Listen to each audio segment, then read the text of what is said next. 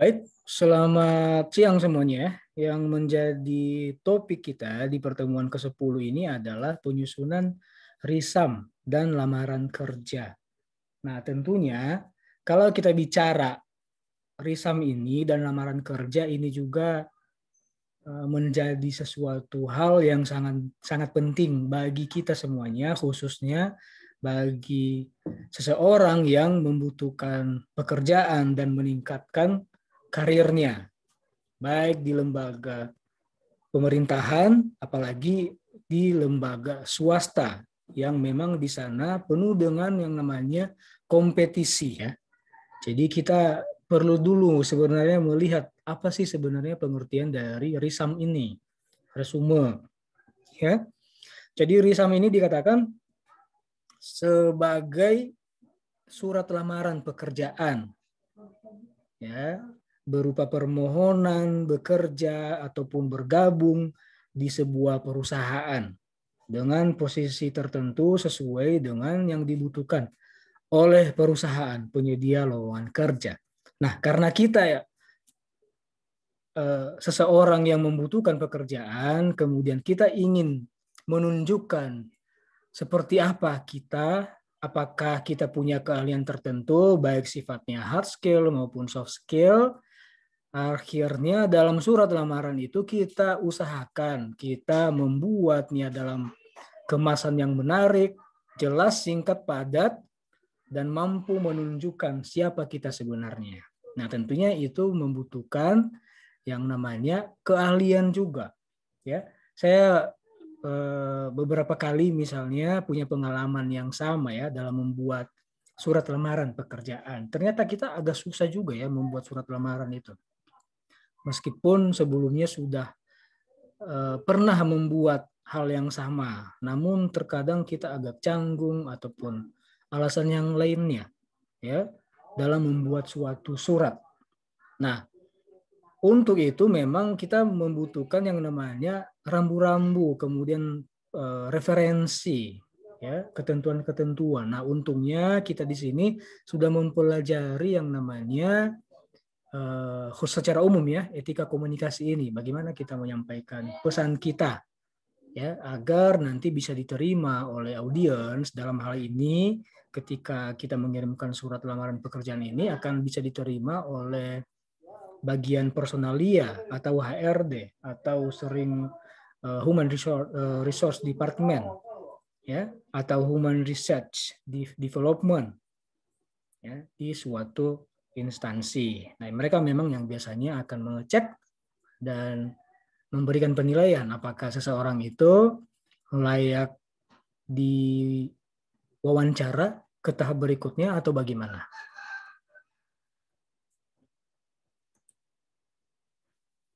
Nah, kemudian ada beberapa langkah dalam proses menuliskan pesan bisnis. Ya, pertama ya, ini sebenarnya tidak jauh-jauh di sesi-sesi kita sebelumnya ya. Jadi memang benar-benar kalau kita bicara pesan, konten, kita memang harus merencanakan secara matang sebelumnya. Kita tentukan ide utama dari pesan yang kita sampaikan atau surat lamaran pekerjaan kita itu seperti apa. Kemudian kita menuliskan pesan, kemudian kita selesaikan pesan. Nah itu, jadi ada 3 proses yang utama. Kita rencanakan, kita tulis pesan, dan kita selesaikan pesan. Berikutnya, ketika kita bicara penulisan pesan bisnis ini, dalam hal ini surat lamaran kerja, ya, kita pastikan, ini pasti nanti kalian akan menemukan ya di lapangan ketika Anda merantau apalagi, melamar suatu pekerjaan, ya, apalagi di lembaga swasta. Nah, biasanya mereka di sana memang sangat disiplin. Kemudian sangat melihat kompetisi seseorang itu dari berbagai hal, dari berbagai sudut pandang. Apalagi mereka belum pernah berinteraksi dengan kita. Jadi salah satunya mereka bisa melihat kemampuan seseorang dari surat yang diajukan ke perusahaan.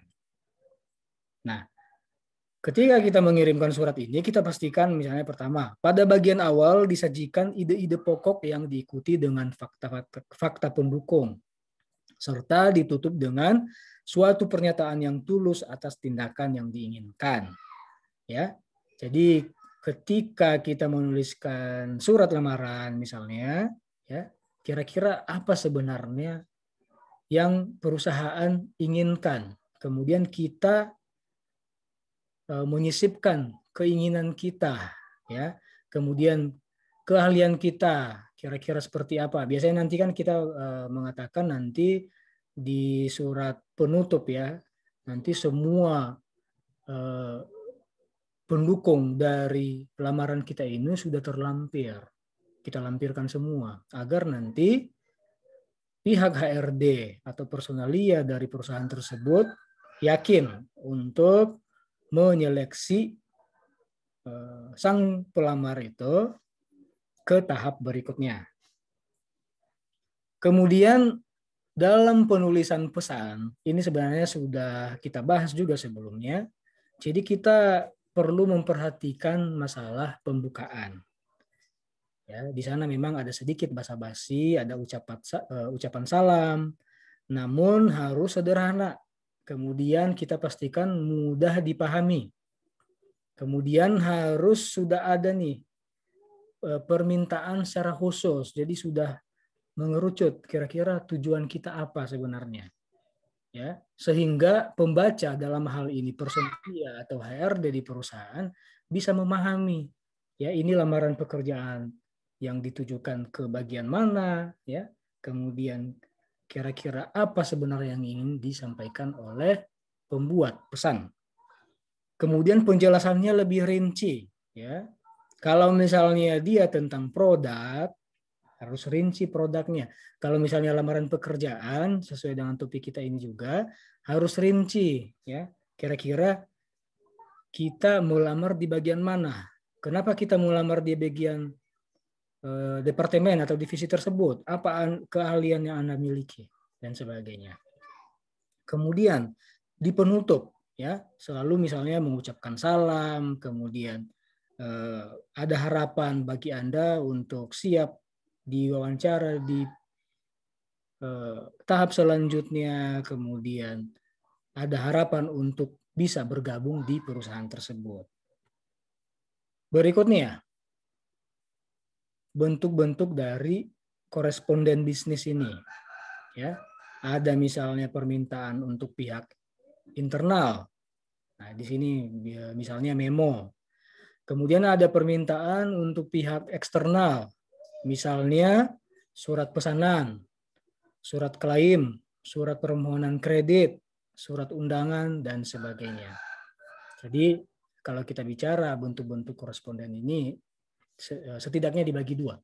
Ya, ada internal, ada eksternal. Tentunya kalau internal ini ada semacam etikanya juga. Kalau kita misalnya berkorespondensi dengan atasan kita, tentunya berbeda dengan sesama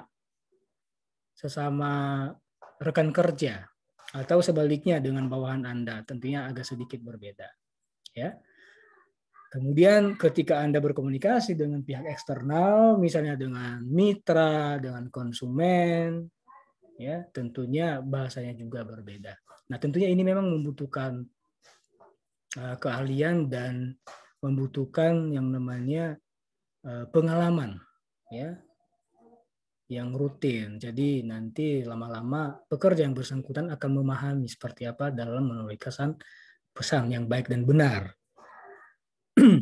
Kemudian dalam menuliskan pesan ada beberapa hal yang perlu kita perhatikan. Nah, makanya memang ini menjadi salah satu bab yang dibahas dalam etika komunikasi ini.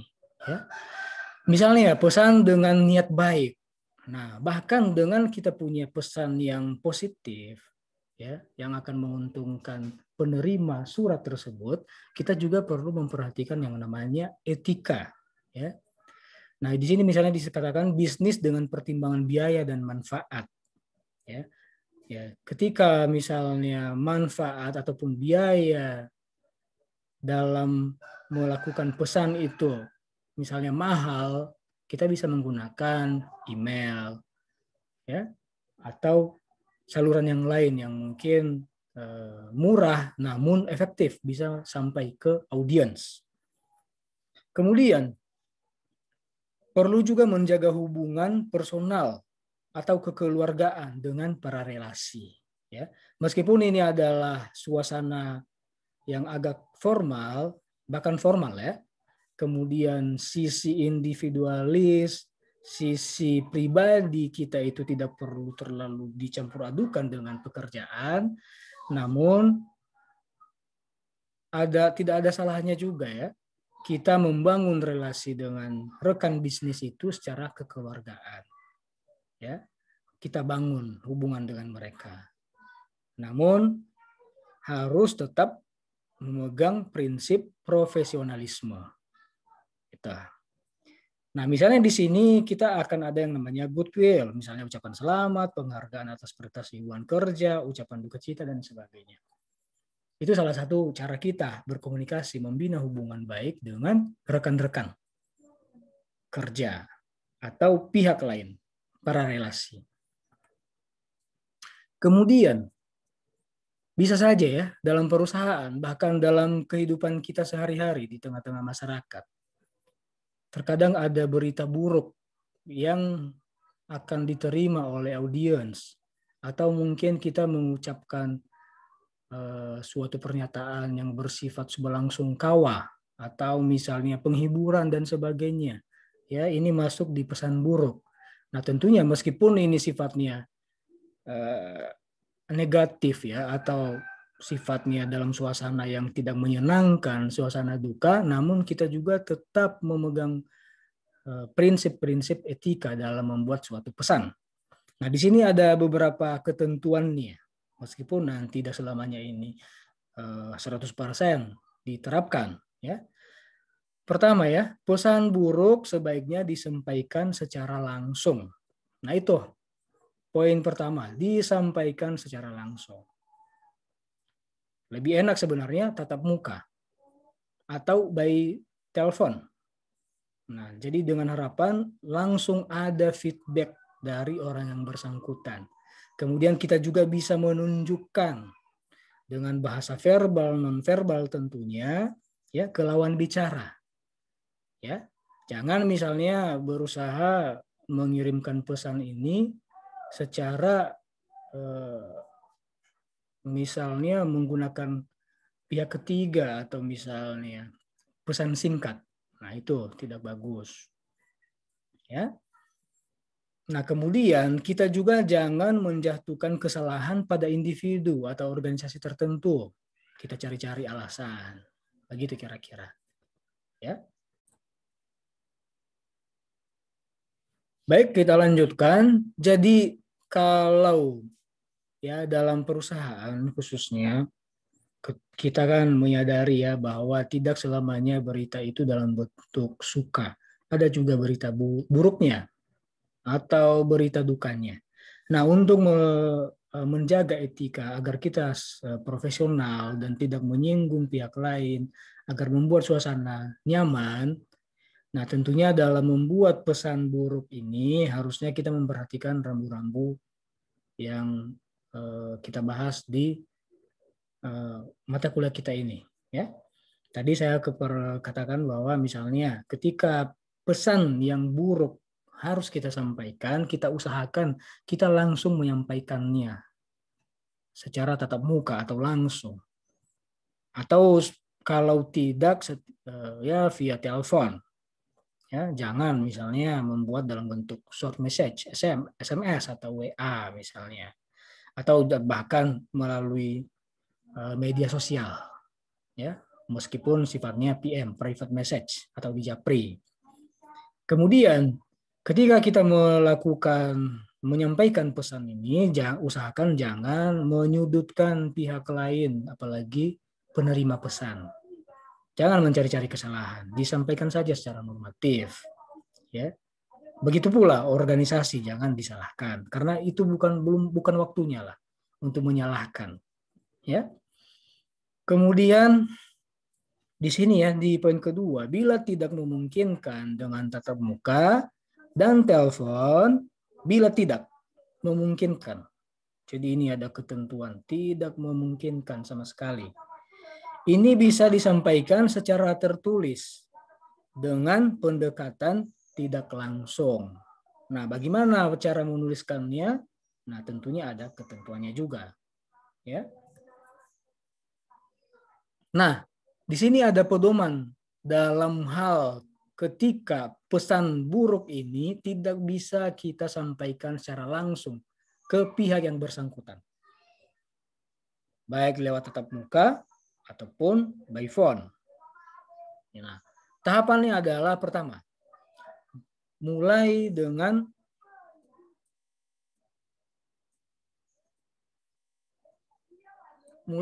pesan yang sifatnya umum, normatif. Ya. Jadi jangan terlalu membuat seseorang kaget dulu begitu ya. Sudah jantungan duluan. Kemudian, poin kedua, jelaskan masalah yang dihadapi. Kira-kira apa sebenarnya yang dihadapi. Jadi jangan langsung pada pokoknya, to the point. Tapi dilihat dulu lah. Kalau misalnya seseorang mau dipecat, di PHK, nah tentunya pihak yang mengirimkan pesan, apakah bagian HRD atau pimpinannya perlu menjelaskan ke penerima alasan dia dipecat apa sebenarnya. Misalnya, akhir-akhir ini perusahaan kita ini membutuhkan kinerja yang maksimal di tiap unit bisnis. Bahkan kinerja individu juga diperhatikan karena demi meningkatkan reputasi perusahaan, demi meningkatkan kinerja perusahaan. Karena suasana dunia bisnis begitu cepat, begitu kompetitif, akhirnya membutuhkan yang namanya profesionalisme tuntutan dari perusahaan. Nah, karena yang bersangkutan kurang maksimal dan kalau dipertahankan akan mengakibatkan perusahaan bisa saja kinerjanya buruk. Akhirnya dengan terpaksa manajemen memutuskan seseorang untuk mem-PHK. Jadi nanti seseorang juga bisa menerimanya, ya, penerima pesan tersebut. Kemudian setelah kita menguraikan tadi permasalahan yang dihadapi oleh perusahaan, nah langsung nyatakan pesan negatifnya. Nah, oleh karena itu, ya, saudara dengan terpaksa kami berhentikan dari perusahaan ini, ya. Kemudian tindakan yang diperlukan apa? Ya.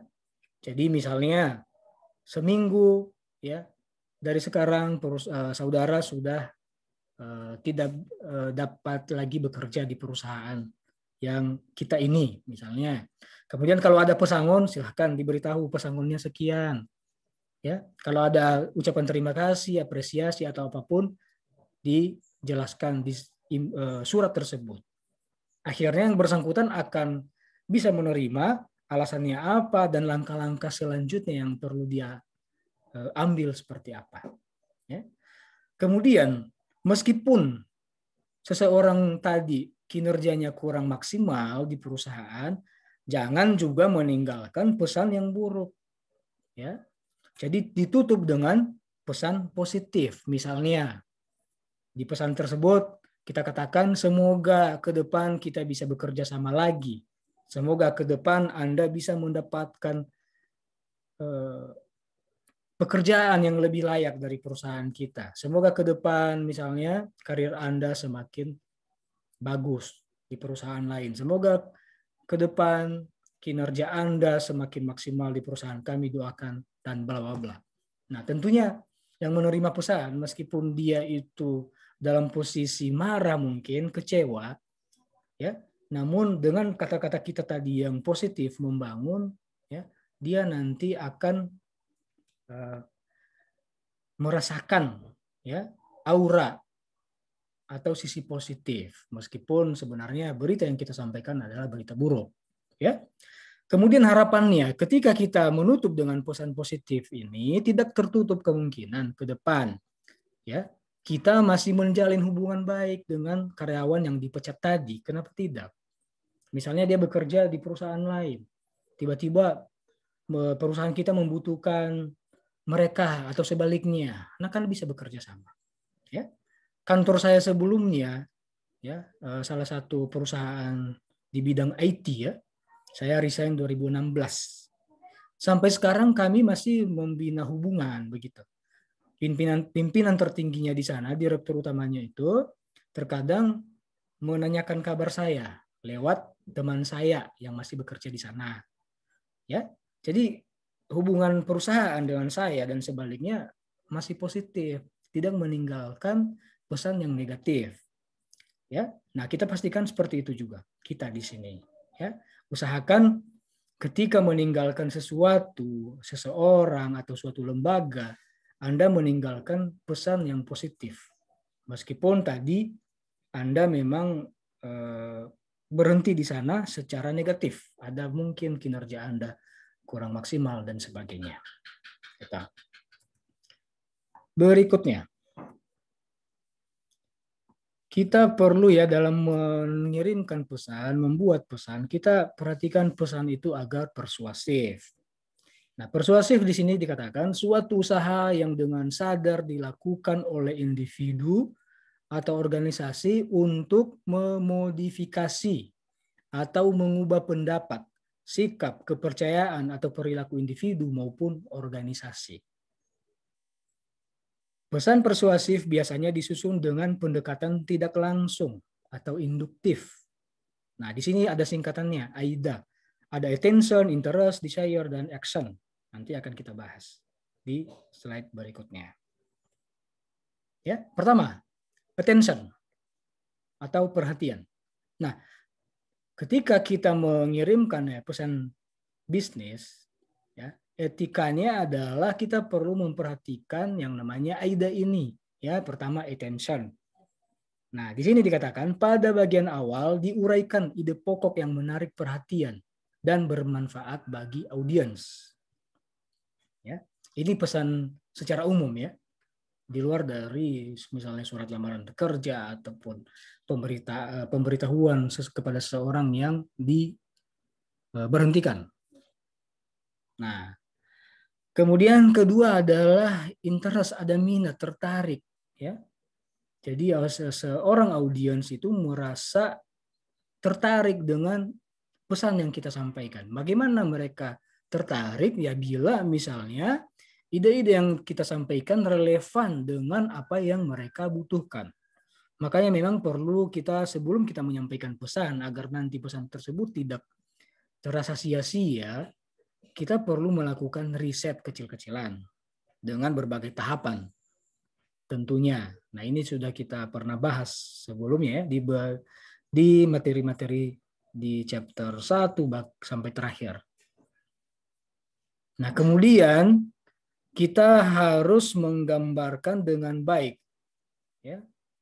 Suasana itu tadi, relevansinya seperti apa agar meningkatkan atensi atau perhatian bahkan minat dari audiens. Berikutnya, desire, keinginan. Ketika sudah ada pesan-pesan kita tadi, kita sampaikan, nah di sini dikatakan ya, ide pendukung dikembangkan agar audiens merasa membutuhkan atau bersedia mengambil tindakan seperti yang diinginkan komunikator. Jadi dengan kita menyampaikan pesan, kita juga perlu menjelaskan, meyakinkan konsumen, meyakinkan audiens kenapa mereka perlu menggunakan, memanfaatkan, ataupun membeli produk, bahkan jasa yang kita sampaikan. Jadi kita uraikan di sana. Jadi jangan hanya juga ide pokok yang kita sampaikan. Ya, kita usahakan menjelaskan, menguraikan ke mereka. Merayu mereka lah. Ya. Dan tentunya ini harus kita sesuaikan. Ya, seperti apa sebenarnya selera dari konsumen tersebut atau audiens. Kemudian action, tindakan. Nah, pada bagian akhir pesan dipergunakan untuk mendesak audiens agar melakukan tindakan sesuai keinginan komunikator. Nah, tentunya desakan di sini bukan berarti kita meminta-minta atau menyuruh mereka. atau kita agresif untuk memastikan agar audiens ini mau mengikuti sesuai yang kita inginkan. Bukan seperti itu. Namun tindakan di sini adalah kita pastikan ya kata-kata yang kita kemas itu sedemikian rupa ya agar nanti konsumen yakin mau membelinya, mau mengaksesnya. Ya. Nah, bagaimana caranya? Tentunya kita akan uraikan juga di sana. Ketika konsumen membeli, benefit yang didapatkan adalah ini. Ketika konsumen membeli, bisa menghubungi layanan ini. Ketika konsumen ada kesulitan dalam memahami produk maupun jasa yang kita tawarkan, bisa menghubungi ini. Jadi semua opsi diberikan ke konsumen. Pembayarannya misalnya seperti apa? Apakah bisa kredit dan sebagainya. Jadi kita menawarkan ke mereka semuanya. Akhirnya nanti konsumen akan dengan senang hati membelinya. Ya. Pesan kita tersebut tidak sia-sia. Ya. Nah, ketika kita bicara pesan persuasif ini ada beberapa jenisnya. Ya. Pertama, pesan persuasif untuk tindakan. Ya, action. Kemudian untuk klaim, kemudian penjualan. Nah, tentunya kita akan sesuaikan. Kira-kira pesan yang kita sampaikan ini sifatnya apa? Ya, apakah tindakan, klaim, atau penjualan? Yang saya barusan uraikan tadi adalah tentang pesan persuasif secara bisnis dalam hal ini, bagaimana kita menjual sesuatu kepada konsumen. Ya. Nah, ini ada penjelasan pesan persuasif untuk tindakan. Ya, untuk internal misalnya. Di sini ada contoh permintaan untuk merubah kebijakan dari perusahaan. Permintaan untuk mengeluarkan uang. Jadi bagaimanapun meskipun kita satu usaha, di sana kan ada departemen-departemen ya, divisi-divisi. Ya, tentunya tiap divisi kan punya kebijakan, punya kepentingan. Nah, bagaimana meminta uang misalnya ke bagian finance, ya, seperti apa prosedur di sana? Nah, itu perlu kita ketahui. Kemudian ada misalnya permintaan promosi jabatan. Nah, ini semuanya ada etikanya. Kemudian pesan secara eksternal, misalnya permohonan donasi, bantuan ataupun kerjasama. Nah, tentunya ini kita juga perlu melihat. Nah, kemudian pesan persuasif untuk klaim. Nah, ini agak sedikit berbeda tentunya kalau klaim. Ya, di sini ada contohnya. Misalnya contoh faktur barang yang diterima terdapat kekeliruan dalam penulisan harga. Nah, jadi kita bisa mengoreksi pihak yang bersangkutan bahwa harganya sekian dengan cara kita menunjukkan bukti atau cara yang lain. Nah, kemudian berikan alasan kenapa misalnya kewajiban Anda dalam hal ini pembayarannya tertunda karena tadi ya ada kesalahan penulisan harga.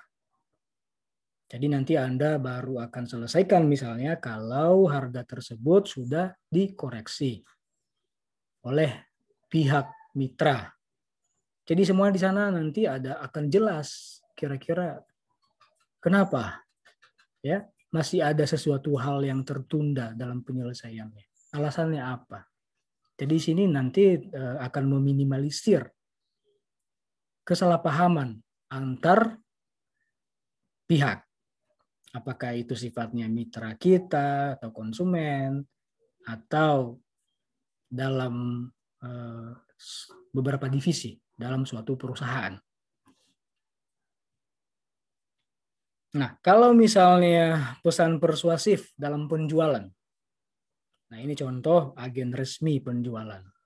Jadi kita informasikan tentang pemberian jaminan terhadap keaslian produk. Agar nanti mitra kita itu apakah sifatnya agen, distributor, atau siapapun, ini mereka bisa yakin dan mereka juga bisa menjelaskannya ke pihak mitra mereka lagi atau ke konsumen. Kemudian bagaimana suplai produk dan harga? Apakah seperti apa? Nah, tentunya kita harus jelaskan. Nah, ini ada terakhir ya. Ini contoh cara membuat risam lamaran kerja sesuai dengan topik kita. Ya, ini wajib semuanya. Tanggal dan tempat penulisan wajib ya. Saya kira hampir semua surat apapun bentuknya harus ada tanggal dan tempat penulisannya. Kemudian nama perusahaan dan alamat lengkap perusahaan. Ini juga pasti ya, ada ya nama perusahaannya. Kemudian tentunya ada salam pembukanya. Ada sedikit normatif, bahasanya basa-basi lah. Kemudian kita pastikan dalam penulisan kata itu, kata pengantar harus memang baik, benar, padat, jelas. Kemudian lengkapi biodata diri. Siapa sebenarnya penulis pesan tersebut? Bisa kita cantumkan nanti di bawah. Beserta tanda tangan kita tentunya.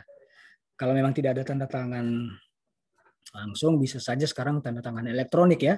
Atau dalam bentuk barcode. Atau apapun bentuknya yang membuktikan bahwa ada seseorang di balik surat tersebut yang memang menginisiasi dan bertanggung jawab atas surat yang disampaikan. Bukan sekedar surat kaleng. Gitu. Kemudian cantumkan pengalaman kerja atau keahlian yang Anda miliki. Ya, dilampirkan. Bisa juga diuraikan sekilas di surat lamaran. Kemudian pastikan ada kata penutup dan salam. Itu secara normalnya kalau membuat surat lamaran kerja. Apakah dia di lembaga pemerintahan, apalagi di lembaga swasta. Kalau kalian misalnya merantau di suatu wilayah yang suasana persaingan kerja itu sangat kompetitif, nah kita nanti bisa merasakan ya bagaimana kita membuat surat ini agar kita benar-benar dilirik, kemudian perusahaan khususnya HRD-nya itu menganggap kita itu serius dalam mendapatkan pekerjaan sesuai dengan yang kita uraikan di dalam surat. Dan itu juga akan menunjukkan seperti apa Anda kelak ketika diterima, apakah cukup profesional atau tidak. Baik, saya kira demikian ya untuk perkuliahan kita di sore hari ini. Kalau ada pertanyaan, silakan diajukan. Terima kasih.